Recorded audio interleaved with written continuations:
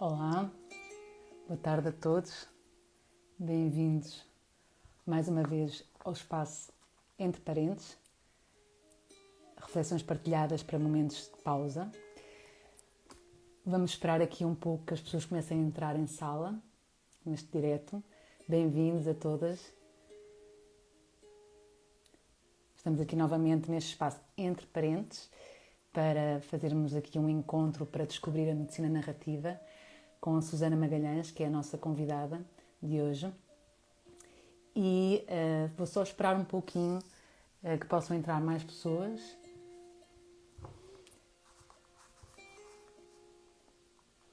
Como tem vindo a ser habitual, aliás, é algo que eu quero começar a fazer sempre que recebo convidadas novas, é exatamente fazer uma apresentação mais personalizada, um pouco para destacar a pessoa por trás do profissional. E gostaria de hoje fazer exatamente essa apresentação com um retrato narrativo para devolver também à Susana a mesma sensibilidade e poesia que me devolveu à minha curiosidade prévia de algumas perguntas que lhe lancei, para que hoje nós pudéssemos também ver, sentir e escutar a pessoa além da profissional e além das respostas a estas perguntas que vão surgir nesta conversa, que tenho a certeza que vai ser um mundo novo que se vai abrir para muitos de vós com este tema que é a medicina narrativa. Então, sem mais demoras, passo a ler esta apresentação da nossa convidada Susana Magalhães. Antes de mais, aqui partilhar exatamente, assim já estou mais próxima. Foi em Luanda que começou a ser, mesmo antes de nascer. Foi dentro da barriga da mãe, durante a guerra colonial, que cruzou o oceano acompanhando o pai, médico, em serviço militar. Regressou a Portugal com 2 anos. Aos 19, voltou a pisar o chão africano. E ao chegar, reconheceu-se. Como se aquela terra, mesmo à distância, tivesse permanecido inteira dentro dela, pelas histórias dos pais, pela memória partilhada. Na infância viveu entre colos, livros e tardes sem tempo. Jogava à macaca, andava de bicicleta, sentava-se à mesa onde havia sempre lugar para um mais um. E talvez tenha sido aí que aprendeu a escutar, que aprendeu que escutar é mais do que ouvir, é acolher, é estar presente, é reparar. Guardou o gesto das mãos da avó paterna, o humor do padrinho, os livros como refúgio e amplitude. E guardou também a morte, aquela que deixa lugares vazios na mesa, mas nunca retira os que amamos do que somos. Como escreveu José Luís Peixoto, na hora de pôr a mesa, seremos sempre 5. É investigadora em bioética e medicina narrativa, doutorada pela Universidade Católica Portuguesa. Coordena atualmente a Unidade de Conduta Responsável em Investigação no Instituto de Investigação e Inovação em Saúde da Universidade do Porto. Integra redes nacionais e internacionais dedicadas à medicina narrativa e à integridade científica. E em Portugal é membro fundador da Rede Portuguesa da Reprodutibilidade Científica e coordena o Grupo de Estudos German dedicado à prática de cuidado centrado na pessoa. No seu percurso encontramos assim a investigadora, a professora, a moderadora. Mas é no encontro, sobretudo no diálogo, que se sente mais próxima da sua própria voz. Acredita que o rigor sem sensibilidade é vazio de humanitude e que a sensibilidade, para ser inteira, precisa de um chão firme onde pousar. Define o cuidado pelo abraço, pela escuta, pela hospitalidade, sem exigência. Entender os outros não é uma tarefa que começa nos outros. O início somos sempre nós próprios. José Luís Peixoto. Comove-se com a gratidão, com a reciprocidade, com as palavras que se inventam para dizer a realidade, como as de Mia Couto. Quando lhe perguntam por uma paisagem que a define, responde sem hesitar: a linha do horizonte entre o céu e o mar e o céu do Alentejo. Talvez o céu seja um mar grande de água doce. Hoje, nesta live intitulada Descobrir a Medicina Narrativa, abrimos juntas um espaço para pensar o lugar das histórias na escuta clínica, na ética, no cuidado, na vida.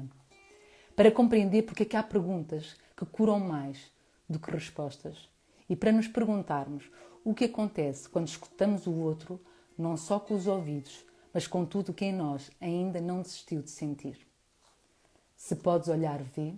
Se podes ver, repara, escreveu Saramago.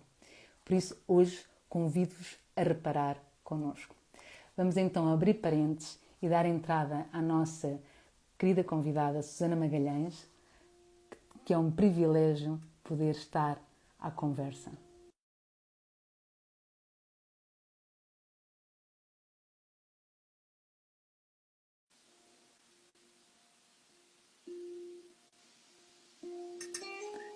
Ora bem, já estou aqui a lançar o convite. Susana! Cá estamos. Que bom! Boa Olha, tarde.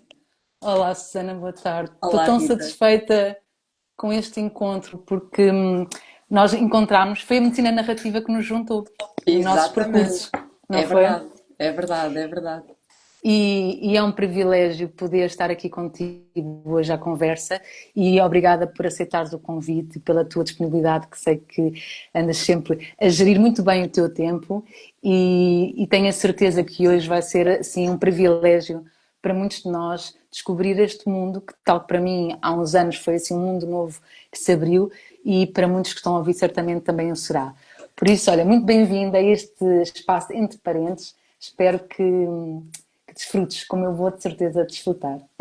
Muito obrigada, Rita. Obrigada pela excelente síntese da apresentação que tinha delineado e muito obrigada por estar aqui nesta conversa com esse título tão interessante, entre parênteses. É isso. É para fazer uma pausa para destacar, não é para colocar de parte. Por isso vamos aqui destacar a medicina narrativa hoje. Olha, vamos começar aqui por uma pergunta que te queria colocar, que tem a ver com uma citação do médico grego Hipócrates, que diz que é mais importante conhecer a pessoa que tem a doença do que a doença que a pessoa tem. E eu queria perguntar se hoje, nos tempos de hoje, ao nível de ensino da medicina e de como se vive a medicina, consideras que esta frase continua a ser revolucionária? Acho que hoje, parece-me que hoje, mais do que nunca, é revolucionária, porque nós temos tantas ferramentas de diagnóstico, eh, inteligência artificial, exames auxiliares de diagnóstico, avanços nas ciências biomédicas que permitem, na verdade, diagnosticar e tratar de uma forma precisa e personalizada, que é importante, e de facto a área da medicina narrativa não exclui a medicina baseada na evidência, antes pelo contrário, mas a frase continua a ser revolucionária precisamente porque, com todo este arsenal científico e tecnológico que nós temos, pode tornar-se um desafio o olhar para a pessoa e integrar a pessoa nos cuidados. E integrar a Certo. doença no cuidado não é integrar a pessoa que vive com aquela doença. E, portanto, pessoas diferentes e distintas, com diferentes personalidades, diferentes enquadramentos sociológicos, familiares, de personalidade, terão, obviamente, diferentes necessidades e terão necessariamente diferentes questões que precisam de ser respondidas para que o sofrimento seja aliviado. E, portanto, Certo. continua a ser uma frase revolucionária e um grande desafio neste contexto de desenvolvimento científico e tecnológico que é tão importante e que nós, obviamente, que recebemos e acolhemos com agrado, mas pode colocar, na verdade, aqui entraves, podem colocar ou podem constituir obstáculos à construção de uma relação terapêutica. Tu nesta resposta destacaste, aliás, disseste duas palavras que me ficaram mais na evidência, que foi personalizar e sofrimento. E eu penso que talvez com estas duas palavras, com o todo que referiste, poderia explicar um pouquinho o que é isto da medicina narrativa, que no fundo vai à procura do outro, não é? Personalizando, e também a questão do sofrimento, de como é que ele é vivido e integrado na medicina narrativa. Só uma pequena clarificação em relação ao conceito da personalização. Eu falei da personalização em termos de diagnóstico e de tratamento, principalmente em termos de tratamento, porque isso hoje é possível com os avanços que há na ciência, personalizar no sentido de dar a cada pessoa o tipo de tratamento que irá Que necessitem. funcionar melhor, tendo em conta a nossa base biológica Certo, eh, que todos nós temos. Mas uma medicina personalizada não é necessariamente uma medicina centrada na pessoa. certo. Eu Ok. posso desenvolver e aplicar terapias e tratamentos que vão ao encontro das necessidades Uhum. da doença, mas não respondem necessariamente, ou podem não responder necessariamente, às necessidades da pessoa que vive com a doença. Certo. Voltando então à tua questão, relativamente à personalização, ou seja, ao centrar na pessoa e não tanto a questão da terapia personalizada, mas cuidados centrados na pessoa. E em relação ao sofrimento, a pergunta era o que é isto da medicina narrativa? É isso, não é? Sim, porque considero, ou seja, agora fizeste esse matiz que me pareceu pertinente e acho que é muito importante para percebermos realmente o que é que estamos a falar, mas para entender o que é isto desse encontro com o outro, que vai mais além do diagnóstico, não é? Ajustado à pessoa. Por isso é que. E a questão também do sofrimento, que também é essa escuta que por vezes fica pelo caminho. Antes da medicina narrativa ter surgido enquanto área interdisciplinar do conhecimento, na área, portanto, e que existe para cuidados de saúde humanizados e centrados nas pessoas envolvidas, antes deste Uhum, termo ter sido cunhado pela Rita Sharon uhum, em Nova York, já havia um livro do Eric Castle precisamente sobre a natureza do sofrimento e os objetivos da medicina. uhum, E na uhum. altura, isto já em 1990, por volta dessa data, o Eric Castle dizia claramente, e isso já foi dito por muitos outros antes dele, que o objetivo dos cuidados de saúde, nomeadamente os objetivos da medicina, têm de ser construídos essencialmente a partir de um pilar básico, que é aliviar o sofrimento. E este sofrimento é um sofrimento físico, existencial, psicológico, espiritual e social. Ora, se a medicina se concentrar apenas em aliviar o sofrimento físico através de determinado tipo de terapias, sejam farmacológicas, sejam outras terapias, não está a cuidar do sofrimento na sua Totalidade. dimensão Ok. total. Sim. Uhum, uhum. E, portanto, aquilo que a medicina narrativa procura precisamente fazer é, através do desenvolvimento de competências narrativas, e as competências narrativas são aquelas que as pessoas que nos estão a ouvir agora precisam de ativar para seguir a conversa, é a capacidade que eu tenho de interpretar o que tu dizes, é a capacidade que eu tenho de imaginar outras realidades, imaginar futuros, imaginar outras possibilidades a partir daquilo que o outro me diz. E, portanto, as competências narrativas é a interpretação, ser capaz de interpretar o que o outro me está a Outro dizer, bocado. Uhum. verbalmente e não verbalmente. É a capacidade de imaginação, eu ser capaz de, a partir daquela realidade, imaginar outros futuros possíveis.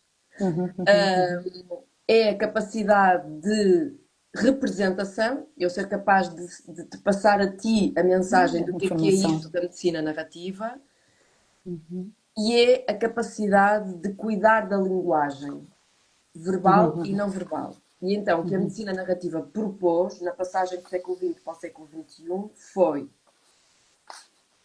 partindo da hipótese de que é possível desenvolver estas competências junto dos profissionais de saúde, dos doentes e dos familiares, e já iremos dizer como é que isto é possível desenvolver. Claro, eu acho que a pergunta é como É a é que isto pergunta é feito. como. Portanto, partindo de um pressuposto de Uhum. que é Que é possível possível. desenvolver ou É possível aprofundar, e necessário, não é? Desculpa. exatamente, é necessário e é possível.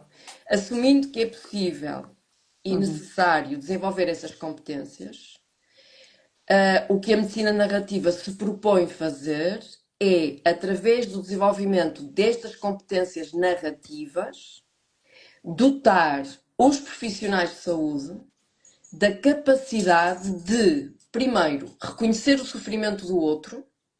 Não é fácil. Muitas vezes nós não somos capazes de reconhecer o sofrimento que o outro nos está a tentar comunicar, até porque todos nós já sabemos por experiência própria que o nosso sofrimento, a nossa dor, nem é o sofrimento, a nossa dor só é entendível pelo outro se eu for capaz de expressar. Eu posso ter uma dor forte e não conseguindo comunicar ao outro a minha dor, será sempre a minha dor, não é? Deixa-me só aqui, certo, e deixa-me só aqui se calhar introduzir, aqui na questão da linguagem que falavas, onde talvez se destaque a importância da linguagem simbólica, das metáforas, como uma forma de, Exatamente. não É é, de isso. poder É. apetrechar a pessoa desse vocabulário, não só para ir ao encontro do outro, mas que o próprio também se consiga a ele imaginar dentro dessa linguagem para falar de si. É Sem isso? dúvida, e sim, é isso mesmo. Eu vou já falar da importância da linguagem e das metáforas, mas então, só concluindo este desafio que a medicina narrativa se colocou enquanto área do conhecimento interdisciplinar que procura ser um complemento à medicina baseada na prova, medicina Certo. baseada na evidência. Evidenciando. Então, o desafio é, nós somos capazes de aprofundar, desenvolver, consolidar competências narrativas, e são estas competências narrativas que vão permitir que os profissionais de saúde sejam capazes de reconhecer, em primeiro lugar, reconhecer o sofrimento, em segundo lugar, interpretá-lo, absorvê-lo e, finalmente, aliviá-lo. Ou seja, não basta. A medicina narrativa é muito pragmática. Não está focada na construção de bibliotecas bonitas, com livros interessantes de humanidades médicas, nem Ok. exposições de pintura nos corredores dos hospitais, que são importantes, mas que se ficarmos só por aí não cumprem a sua função. Função, claro. Fica E só na então o estética. objetivo é, na verdade, reconhecer o sofrimento, interpretar, absorver e agir para o aliviar. E aqui entra a compaixão. Mais do que a empatia, é a compaixão. É empatia cognitiva, empatia afetiva, podemos depois falar sobre isto, mas é a compaixão no sentido, não no sentido religioso do termo, mas é a compaixão no sentido de sofrer com e agir para aliviar esse sofrimento. Não ficar no meu lugar à espera que o outro acabe por se curar sozinho ou acabe por aliviar o seu sofrimento sozinho. Portanto, é este o desafio. Relativamente à linguagem, e antes de procurarmos responder ao como é que desenvolvemos estas competências, há pouco no início perguntavas-me se a frase que tu leste e que nos recordaste de Sim. quem conhece a doença, mas não conhece a pessoa que tem a doença, não vai ser capaz de ser um bom médico. Eu diria que hoje nós vivemos numa era em que há pouco vocabulário, pouca literacia relacional, pouca literacia para o encontro com o outro e às vezes o vocabulário para falar dos nossos sentimentos e das nossas emoções é curto, Mas é posso só muito acrescentar. abreviado. Mas posso, desculpa, eu tenho que ir acrescentando aqui umas coisas porque estou a ouvir e começo aqui a fervilhar. Acho que falta isso, pronto, e tu certamente saberás isso mais, obviamente. À parte dessa literacia, desse conhecimento, tu estás a dizer falta, e a mim uma primeira coisa que me vem é falta de tempo também, para Falta, estar com o outro com falta. qualidade. Porque à parte de nos explicar do como se ensina e como se aprende, porque há este lado, não é? Como é que a mensagem é passada e como é que se integra, como é que se implementa? Porque estamos numa época Uhum. que mais do que nunca não há tempo.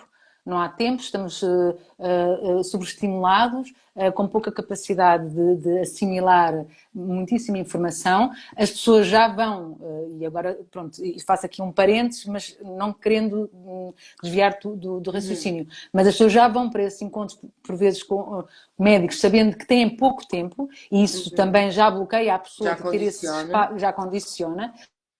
A pessoa quase tem que levar logo os exames todos colocados por ordem e tudo já para que o médico, não é, veja e esteja, portanto, com a Uhum. informação toda preparada e, portanto, efetivamente já vai com o diagnóstico e com os relatórios antes de ir com a pessoa, antes de ir com ela própria, tal como ela chega. E, portanto, aqui também é uma grande pergunta para mim de Uhum. como se implementa isto, como se implementa a medicina narrativa nestes espaços médicos. E uma outra pergunta que lanço já, porque vejo que vais encadeando também no teu raciocínio, é se a medicina narrativa é somente para os médicos. Estamos a falar única e exclusivamente do contexto médico. E pronto, acho que são assim as questões que eu gostaria só de introduzir para que Ok. pudesses enlaçar no teu raciocínio.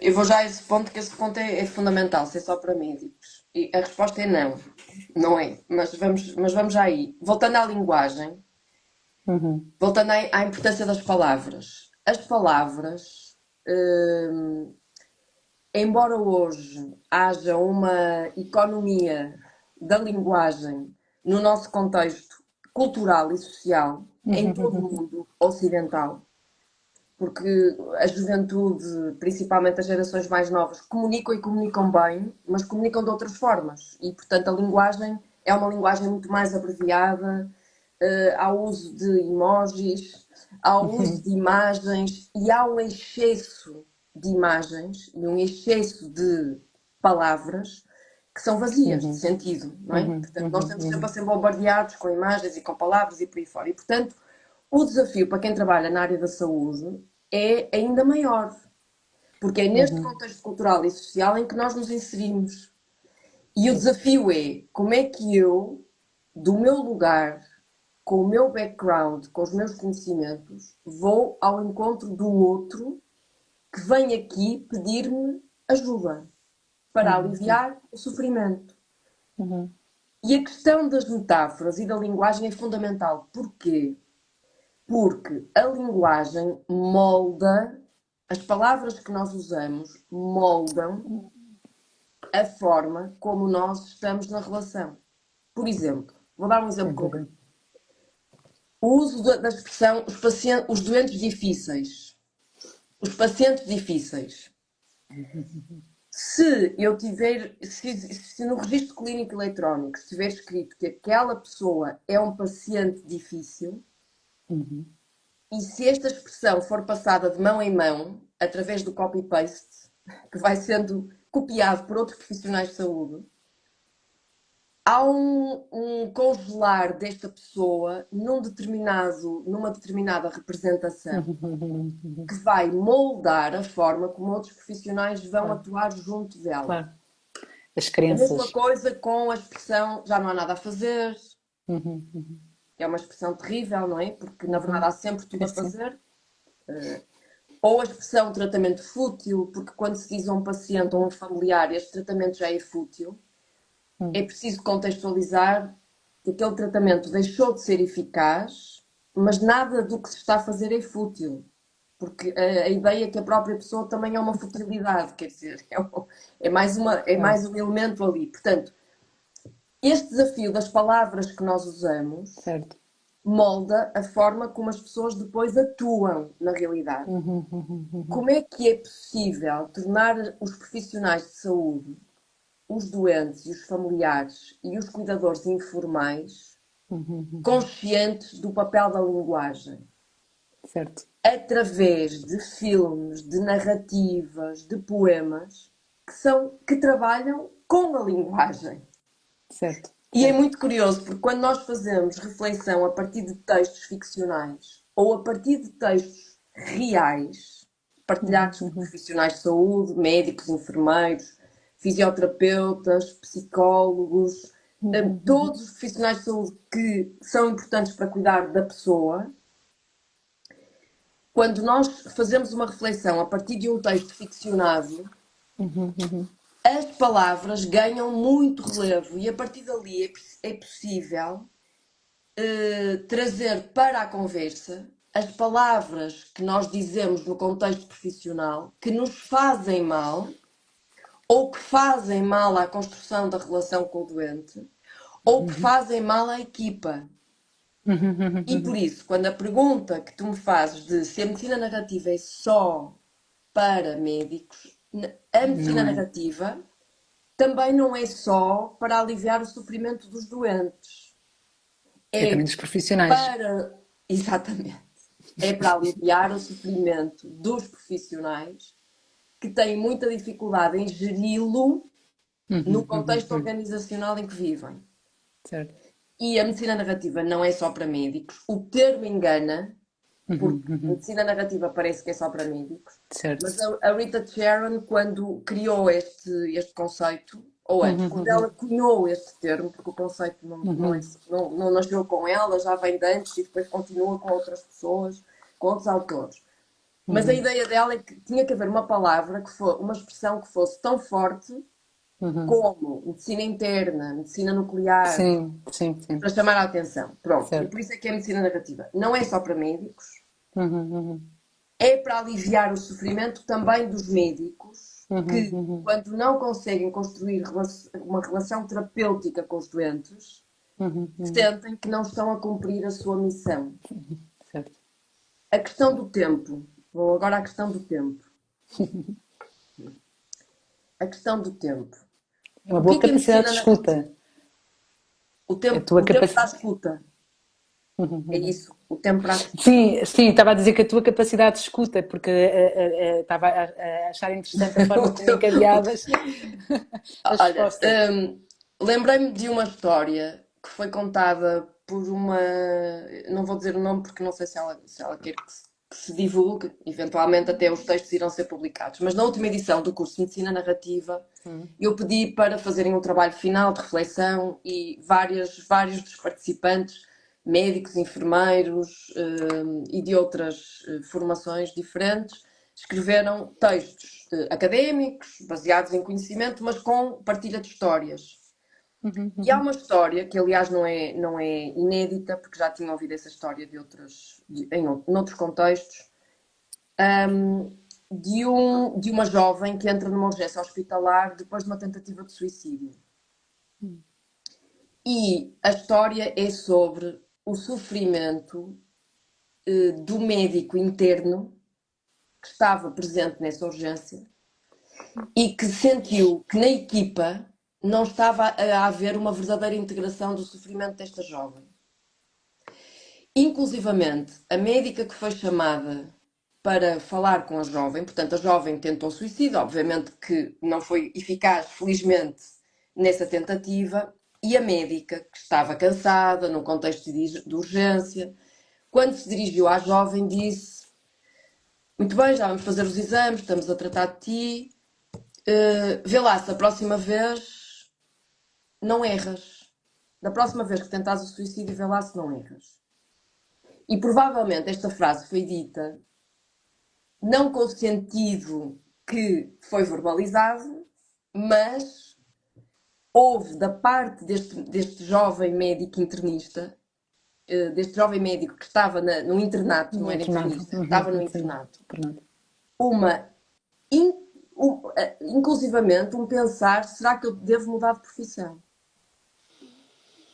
Ora bem, porquê é que eu estou a dizer isto? Porque o que a medicina narrativa faz é permitir, porque num contexto de pressão, emergência, urgência, muitas Stress. pessoas a precisar de cuidados, stress, iminência de burnout em algumas situações, não há tempo nem espaço para sair para fora do sistema e olhar para dentro com outros olhos, não é? Claro. E o que a Ganhar medicina perspectiva. narrativa, exatamente, noutra perspectiva, o que a medicina narrativa permite é criar espaços que podem ser dentro do hospital, dentro do centro de saúde, pode ser numa reunião de serviço, pode ser numa reunião de equipa, ou podem ser espaços que foram previamente estruturados para esse efeito. Quando eu digo espaço, estou a falar de tempo e espaço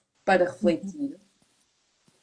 E o que se procura é trazer ou aquilo a que eu chamo os post-its reflexivos, trazer frases que foram ditas, trazer histórias que marcaram os profissionais, que podem ser anonimizadas, desidentificadas, e a partir dali refletir. Refletir sobre o doente difícil, o erro médico, o tempo, a medicina personalizada, o desafio da inteligência artificial, enfim, há vários temas que podem ser trabalhados.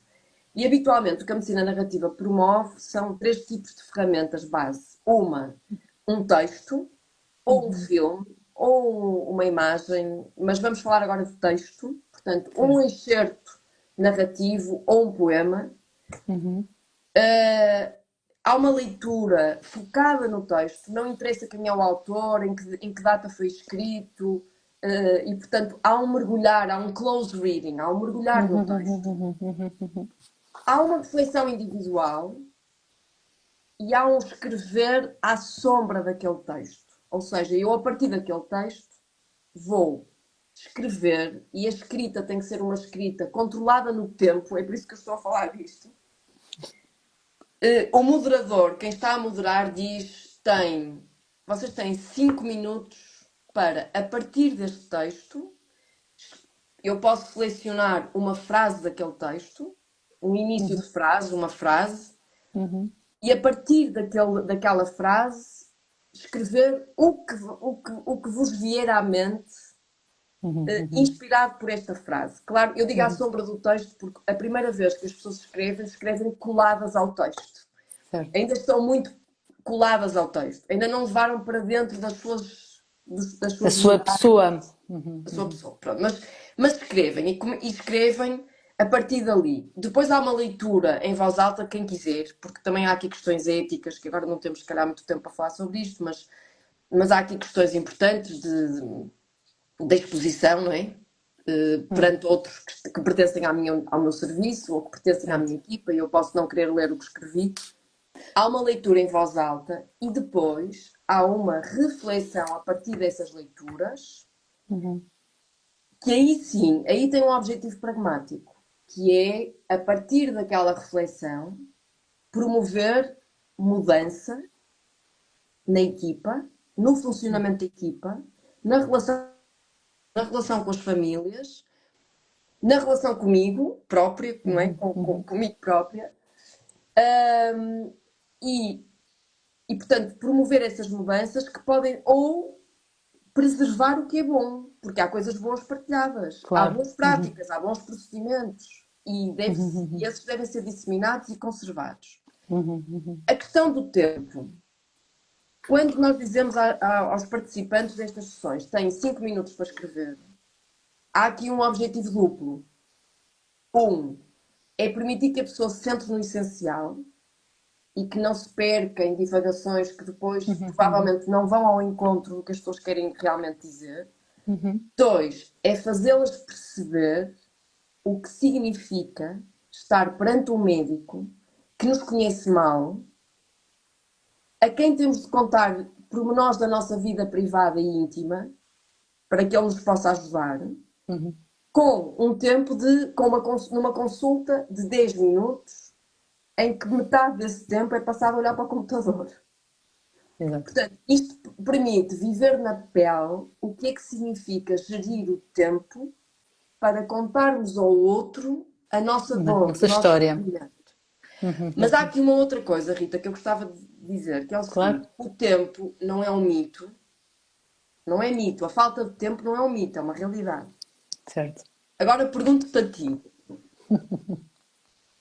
se imagina que tu vais ao médico e o médico tem 1 hora para te ouvir. Se esse médico não tiver competências de escuta, Claro. essa hora não vai servir para nada. Até vai ser incomodativa. Vai ser um incómodo. Sim.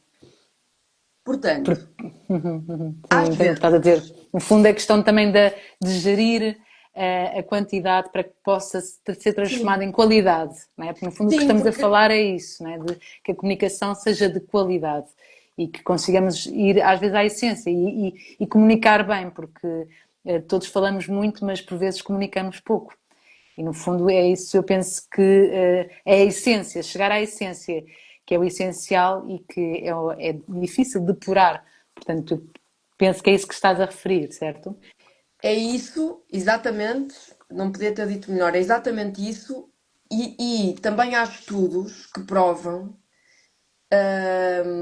que ao fim de 18 segundos os médicos interrompem os doentes e, portanto, o doente já não vai trazer para aquela consulta a sua história, mas a história que o médico quer que ele traga ou que o enfermeiro quer que ele conte. Já não é a história que ele queria contar, já é a história orientada por uma checklist de perguntas. Certo. E às vezes, e também já há estudos feitos sobre isto, basta fazer mais duas perguntas abertas para que eventualmente o diagnóstico seja mais certeiro e atempado do que seria se essas perguntas abertas não tivessem sido feitas. E portanto, o tempo não é só uma questão de gerir bem o tempo, é também aproveitar esse tempo, que podem ser 15 minutos, para incluir perguntas que permitam que a pessoa entre Certo. naquela Mas conversa e traga as suas preocupações. então agora deixa-me para ir pagando em coisa, porque tudo o que estás a dizer é tudo muito rico e obviamente uma hora acaba por ser realmente pouco tempo, porque a medicina narrativa é um mundo. Tu agora falaste a questão das perguntas, não é? E as perguntas muitas vezes acabam por ser realmente mais importantes do que as respostas que se possam ter. Às vezes o saber fazer a pergunta. Boas perguntas. E como é que se ensina a fazer boas perguntas? Como é que se ensina a fazer perguntas que façam realmente emergir do outro lado essa narrativa com sentido? Porque não é fácil né, perguntar, toda a gente faz perguntas, mas boas perguntas, como é que se aprende? A medicina narrativa não prescreve modelos de comunicação. A medicina narrativa não me dá receitas de comunicação. Okay. Ou seja, não é fazer um curso de medicina narrativa ou fazer uma formação em medicina narrativa, não é fazer formação em comunicação em saúde. O que a medicina narrativa propõe é, se eu desenvolver competências narrativas que estão necessariamente ancoradas na ética da relação e estão ancoradas nesta capacidade de dialogar com outras disciplinas, antropologia, sociologia, psicologia, literatura, Filosofia. filosofia, eu sou capaz de ativar a sensibilidade para a construção da relação. Perguntas: como é que é possível? É possível aprender a Ativar. fazer boas perguntas? É, obviamente, há cursos de comunicação que dão que providenciam e disponibilizam várias ferramentas para começar uma consulta, desenvolver a consulta, terminar a consulta. A medicina narrativa não vai por aí. O que a medicina narrativa propõe é, se eu criar espaço para que a pessoa seja verdadeiramente escutada, as minhas perguntas vão ser guiadas pelas necessidades da pessoa e não por uma checklist que existe previamente. E, portanto, por exemplo, uma boa pergunta para fazer no contexto da enfermagem, em muitas formações, várias pessoas falaram dessa pergunta e que também se aplica ao contexto da medicina e, portanto, para os médicos. Como é que a pessoa gosta de ser tratada? Em termos de nome. Como é que gosta? Esta primeira abordagem, como é que eu quero Certo, ser designada, chamada, certo. é o primeiro ponto para construir uma relação de comunicação aberta e baseada na confiança, não é? E, portanto, Claro. este No desenvolver, fundo, porque a desculpa, no medicina fundo narrativa é ver o propõe, outro. sim, porque a medicina narrativa tem três pilares. É a atenção ao contexto, a atenção à pessoa. A pessoa que entra numa consulta não começou a existir naquele momento. Mas às vezes isto parece que é assim. Parece que tu nasceste naquele momento. E o único órgão que está sentado na cadeira do doente é o órgão doente. É o fígado, é o estômago, mas tu não estás lá. Portanto, a primeira coisa é, na verdade, trazer a pessoa dentro. É evidente que isto não se aplica logo em todos os contextos. No contexto de emergência médica, não há espaço para isto. Estás para isso, Isto tem que ser claro. feito antes, não é? Ou Claro. depois. Mas o tu permitires que o contexto daquela pessoa seja considerado evidência e não seja apenas um dado subjetivo que é descartado, é o ponto de partida para tu fazeres perguntas que vão ao encontro O do que a encontro. pessoa quer e necessita de responder. A Rita Tiana tem uma expressão que designa bem como é que nós podemos gerir o tempo, que é: a consulta deve ter o mesmo movimento do coração. Há diástole e há sístole. Há momentos em que o coração se distende e há os momentos em que o coração contrai. Portanto, quando o coração contrai, é quando tu pões algumas regras naquela Foco. consulta. Foco. Quando o coração se expande, tu deixas que a É pessoa pergunta entre aberta. com as suas. Exatamente. É isso. Muito interessante essa abordagem e essa metáfora também. Eu penso que fica muito mais claro também entender a comunicação desde o batimento do coração. Agora fiquei com esta imagem e é interessante. E há pouco tu falaste também de algo que me pareceu muito interessante, que tem a ver com a questão da vulnerabilidade, que na medicina narrativa, ao contrário do que costuma ser usual, que é visto como uma fraqueza, na medicina narrativa pode ganhar outro lugar, porque tu falas de ganhar uma consciência da linguagem, de depurar a linguagem e de atender e gerir um sofrimento do próprio, não sabe como expressar ou por vezes não sabe contactar ou identificar o que lhe passa. Então eu queria que nos falasse um pouco com a medicina narrativa de que maneira é que há de poder transformador da vulnerabilidade, ou seja, do encontro com essa fragilidade, poder transformar-se não num lugar de fraqueza, mas em algo que pode não só ganhar o profissional mais confiança, o paciente mais segurança também na hora de poder comunicar, mais empatia entre pares na forma de se atenderem e acompanharem como equipa. Falaste também da questão ética, de haver questões às vezes na expressão, e veio-me também essa pergunta de se esses momentos de partilha, às vezes mais profundos, não é o que faz a diferença de uma equipa médica, poderem verem para além de profissionais e também se poderem entenderem como pessoas e nesse sentido isso também fortalecer os laços e fugirmos um pouco às vezes à competitividade que possa existir, que eu desconheço como será dentro do meio médico, mas calculo que também existirá. E, portanto, gostava que nos falasse aqui um pouquinho dessa questão da idade como um lugar de transformação e desse espaço de partilha onde possa criar coesão e união entre pares.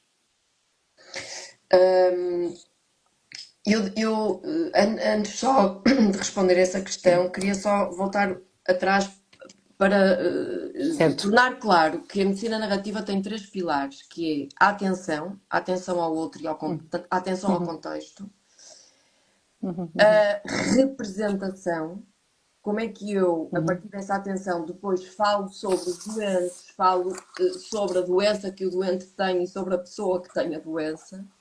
Como é que os enfermeiros, os médicos, os fisioterapeutas representam os doentes quando estão na cafetaria, quando estão na cantina, quando estão nos corredores? Como é que o doente é representado? Essa representação é fundamental. E a atenção, a representação e a afiliação, que tem a ver com esse ponto que tu tocaste aí, da afiliação entre os membros de uma equipa. O Arthur W. Frank é sociólogo e também é um dos mentores da medicina narrativa. fala em três R's. Eu costumo falar nos três R's da relação, do respeito e do reconhecimento da relação, do respeito, baseado no reconhecimento da vulnerabilidade e da reflexão, reconciliação. Mas o Arthur W. Frank fala em três R's. Um é a reciprocidade, permitir que os doentes e os familiares sejam recíprocos no cuidado aos profissionais de saúde. E o que é que isto significa? Significa que o profissional de saúde tem que se permitir reconhecer a sua própria vulnerabilidade e as suas próprias fragilidades. Porque o não reconhecimento desta vulnerabilidade, destas fragilidades, causa muito sofrimento.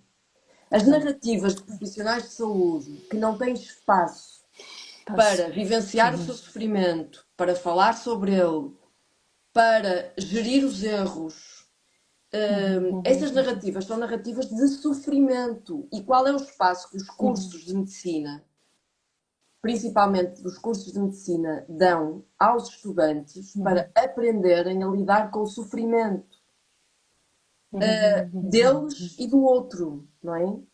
Certo. E, portanto, a reciprocidade, que eu acho que é muito importante, a representação, como é que os doentes são representados fora do contexto formal da consulta, do internamento, como é que são representados nos corredores e por aí fora. E depois a reconciliação. Que espaço é que os profissionais de saúde têm para se reconciliar com os erros, com as falhas, com as relações falhadas, com os doentes que lhes escapam, com os doentes que não conseguem manter em termos de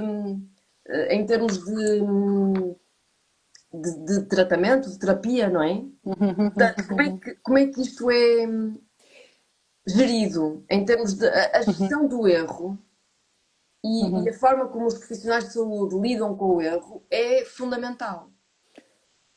Deixa-me só uma coisa, Susana, desculpa, posso só fazendo um Claro. pequeno parênteses? É que eu estou a ouvir e veio-me à mente também a questão do ensino para quem quer ir, para quem quer ser médico. A exigência é tão grande, a pressão é tão grande que esta questão do erro, eu penso que é algo que já vem de trás, ou seja, lidar com o erro, onde há tanta competitividade e há tanta exigência para conseguir ser o melhor, não é? E é muito interessante, é só um parênteses, porque realmente esta relação com o erro não é só na relação a partir do momento que sou médico, mas também na própria formação, na ideia que é necessário e que se coloca em cima dos estudantes para vir a ser um bom profissional e conseguir entrar em medicina. Portanto, fui aqui um bocadinho atrás porque esta questão do erro parece-me, à parte de ser um tema social, de como é que nós lidamos com o erro, penso que também no percurso académico pode ficar mais acentuado e que depois também faz com que essa exigência se perpetue no caminho profissional de um médico na hora de querer realmente ser perfeito ou ser um médico exemplar. Portanto, pronto, E foi que chega, repara, desculpa, Rita, porque repara que e repara que a propósito disso, tal como eu disse no início, que vivemos numa era histórica em que a linguagem se transfigura e temos outro tipo de linguagem que não é melhor nem pior, mas são se transforma. outras linguagens, Exato. e é difícil gerirmos estas outras linguagens quando temos que cuidar de quem sofre. Nesse mesmo sentido, eu diria que o nosso período histórico também é um período difícil para a gestão do erro. Porque nós, e o Byung-Chul Han é bom a retratar a nossa sociedade ocidental, nós vivemos numa era em que nos dizem que o bom é saltar de projeto em projeto. Temos que estar sempre ativos, não é? A fazer. A fazer. E este saltar de projeto em projeto não te permite fazer o luto dos projetos que já morreram, não te permite fazer o luto das relações que foram cortadas, não te permite parar e, e trabalhar sobre o que já viveste, não é? A partir do que já viveste. E, portanto, tu acabas por viver, acabas por saltar de presente para presente, presente para presente. Quando Claro. chega a fase final da vida, de facto, as pessoas não estão preparadas para morrer. porque não houve uma construção no tempo. Do luto, perdas, Não houve saber uma lidar construção com as no perdas. tempo, não é? E o Gavin Francis, que é um médico de medicina geral e familiar Sim. fantástico em termos de narrativas dos cuidados de saúde, tem um livro muito interessante sobre recovering, sobre a convalescença. Ele diz: nós vivemos Certo. num período histórico em que as pessoas não se dão tempo para a convalescença. Nós não, nós, a Sim, sociedade sim. diz: estavas doente, agora estás bem, e portanto tens que ser produtivo, vai trabalhar. Ou seja, o Gavin Francis, Claro, obviamente, que não está aqui a advogar a preguiça nem a falsidade de informações, não é isso? claro. Mas o que ele está a dizer é que nós, a sociedade, nós próprios, somos muito exigentes connosco e não nos Sim, damos sim. tempo para convalescer, não É a é? sociedade do cansaço, né? Já É, também é, é a é, sociedade do é, cansaço. é. Também já foi falado. Que também já foi falado. Agora, voltando à questão que tu colocavas e bem da Sim. vulnerabilidade, aliás, não é só a questão e da linguagem comum, a linguagem partilhada que é fundamental. Se há um texto muito interessante que foi escrito por um estudante de medicina que estava já no internato de pediatria, Hum. num contexto norte-americano, que não é o nosso, e Certo. esse texto foi publicado numa revista, eu agora não me recordo, não sei se foi na BMJ, mas foi numa revista boa, considerada uma revista boa em termos de, impacto, de fatores de impacto. Foi um texto que ele publicou sobre a dificuldade em viver a sua fragilidade num contexto altamente frágil e vulnerável que é a oncologia pediátrica. E ele narra a primeira vez em que um paciente lhe morreu. Eu gosto muito do livro do José Luís Peixoto, Morreste-me. Realmente as pessoas morrem-nos, não é? E foi o primeiro paciente que lhe morreu. Não no sentido de ele ter tido alguma responsabilidade, alguma culpa, mas no sentido que aquela morte lhe aconteceu e teve um impacto em termos de sofrimento bastante elevado. Não é? E ele diz que quando manifestou junto de um sénior a sua dificuldade em viver aquele sofrimento, se recordou, quando ele manifestou essa dificuldade junto de um colega, contou que, no curso de medicina um professor lhe tinha dito que eles nunca deviam sentir mais do que 50% daquilo que os pais sentem quando um filho morre em oncologia pediátrica. Como é que é possível medir 50% do sofrimento dos pais e como é que é possível dizer a um jovem que não deve sentir, porque isso é falta de profissionalismo. Portanto, eu trouxe esta história aqui para dizer o seguinte: trabalhar a vulnerabilidade no contexto da formação médica ou da formação em enfermagem ou da formação noutras áreas, noutras especialidades, noutras